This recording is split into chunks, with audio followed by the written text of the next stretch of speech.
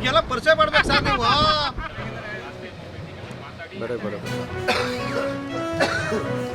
Mobile ಮಾತಾಡೋದು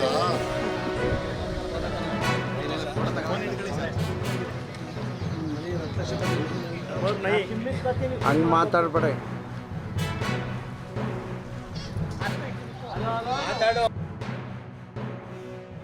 ಇವತ್ತು BSNL ವತಿಯಿಂದ AGM ಶಿವಕುಮಾರ್ ಅವರು ಇಲ್ಲಿ ಚಾಲನೆ ಕೊಟ್ಟಿದ್ದೇವೆ.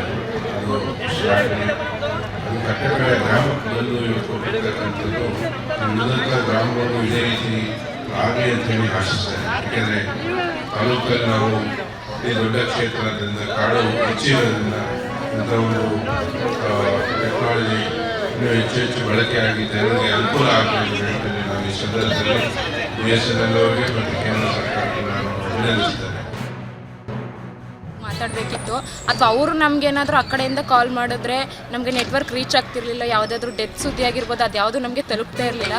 ಇವಾಗ BSNL ಅವರು ಸ್ಯಾಟಲೈಟ್ ಮುಖಾಂತರ ನಮಗೆ ನೆಟ್ವರ್ಕ್ ಕೊಟ್ಟಿರೋದ್ರಿಂದ ನಾವು ನಮ್ಮ ಫ್ರೆಂಡ್ಸ್ ಜೊತೆ ಈಸಿಯಾಗಿ ಮಾತಾಡ್ಬೋದು, ಮತ್ತು ನಮ್ಮ ರಿಲೇಷನ್ ಯಾವುದೇ ಸುದ್ದಿ ಆದರೂ ಕೂಡ ನಮ್ಗೆ ತಿಳಿಸ್ಬೋದು. ಮತ್ತು ನಾವು ಯಾವುದೇ ರೀತಿ ಖುಷಿ ವಿಚಾರ ಆಗಿರ್ಬೋದು, ಅದನ್ನೆಲ್ಲ ಸಂತಸದ ವಿಚಾರಗಳಾಗಿರ್ಬೋದು, ಅದನ್ನೆಲ್ಲ ನಮ್ಮ ಫ್ರೆಂಡ್ಸ್ ಹತ್ರ ಹೇಳ್ಕೊಳಕ್ಕಾಗ್ತಾ ಇರಲಿಲ್ಲ. ಸೊ ಇವಾಗ ಎಲ್ಲ ರೀತಿ ಖುಷಿ ವಿಚಾರ ಆಗಿರ್ಬೋದು, ದುಃಖದ ವಿಚಾರ ಆಗಿರ್ಬೋದು, ಎಲ್ಲ ಕೂಡ ಹೇಳ್ಕೊತಾ ಇದ್ದೀವಿ. ಸೊ ಇದನ್ನೆಲ್ಲ BSNL ಅವರು ಸ್ಯಾಟಲೈಟ್ ಮುಖಾಂತರ ನಮಗೆ ನೆಟ್ವರ್ಕ್ ಹಾಕೊಟ್ಟಿದ್ದಾರೆ. ತೊಂದರೆ ಆಗಿತ್ತು.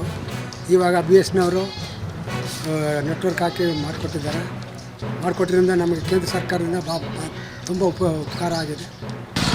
ನಮಗೆ ನೆಟ್ವರ್ಕು ತುಂಬ ಪ್ರಾಬ್ಲಮ್ ಇತ್ತು. ನೆಟ್ವರ್ಕ್ ಫೋನ್ ಮಾಡಬೇಕಾದ್ರೆ ಹೊರಗಡೆ ಹೋಗಿ ತುಂಬ ಕಾಯಬೇಕಿತ್ತು. ಇವಾಗ BSNL ನಮಗೆ ನೆಟ್ವರ್ಕ್ ಮಾಡಿಕೊಟ್ಟಿದ್ದಾರೆ. ಅದರಿಂದ ನಾವು ಮನೆಯಲ್ಲೇ ಕೂತ್ಕೊಂಡು ಮಾತಾಡ್ಬೋದು. ಅದರಿಂದ ನಮಗೆಲ್ಲ ತುಂಬ ಸವಲತ್ತು ಚೆನ್ನಾಗಿದೆ.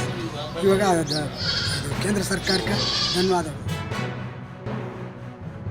BSNL ಇಲ್ಲೇ ನೆಟ್ವರ್ಕನ್ನು ಓಪನ್ ಮಾಡಿ ಇಲ್ಲೇ ಮಾತಾಡುವಂಥ ವ್ಯವಸ್ಥೆ ಮಾಡಿದ್ರು. ಸ್ಯಾಟಲೈಟ್ ಮೂಲಕ ಇಲ್ಲಿ ನೆಟ್ವರ್ಕನ್ನು ಮಾಡಿರೋದ್ರಿಂದ ನಮ್ಮ ಮಕ್ಕಳು ವಿದ್ಯಾಭ್ಯಾಸಕ್ಕೆ ಕೊಳ್ಳೇಗಾಲ ಆಗ್ಬೋದು, ಅನೂರು ಆಗ್ಬೋದು ಹೋಗಿ ಅಲ್ಲಿಂದ ವಿದ್ಯಾಭ್ಯಾಸ ಮಾಡ್ತಿರು.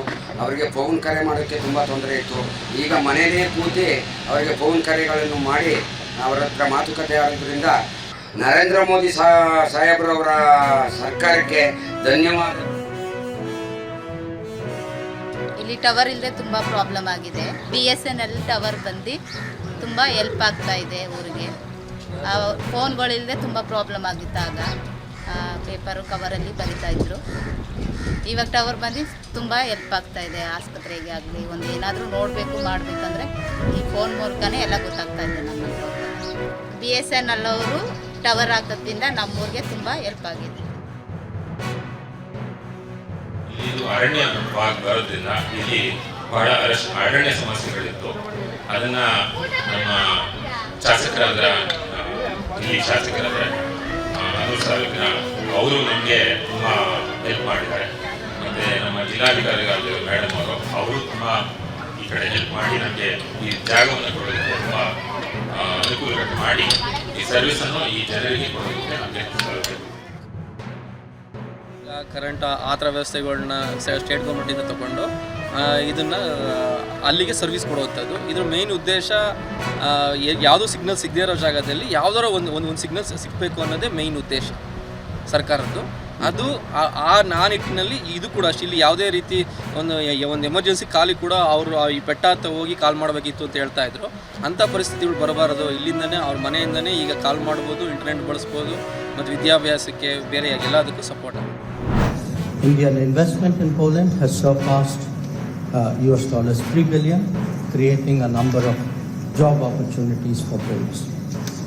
India's strong economic growth, size of its market, and pro-investment policies provide immense opportunity for Polish businesses.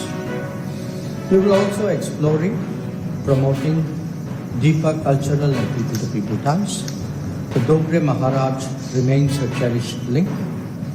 I recall meeting Polish youth in February last year under the first Cham Saheb Memorial Youth Exchange Program. It is heartening to note that Indology continues to thrive and yoga is popular in Poland. Today, our conversation will naturally cover regional and global developments. In particular, an exchange of assessment on our respective neighborhoods would be useful. You have been speaking about it publicly during your visit as well.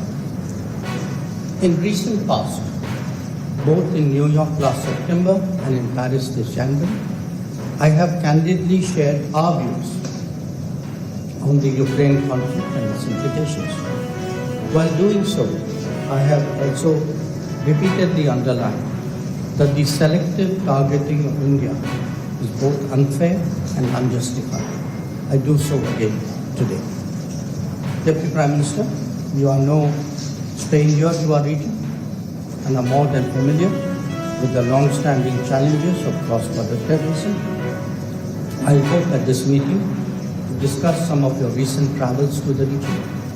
Poland should display zero tolerance for terrorism and not help fuel the terrorist infrastructure in our neighborhood. Once again, a warm welcome and I request you for your view.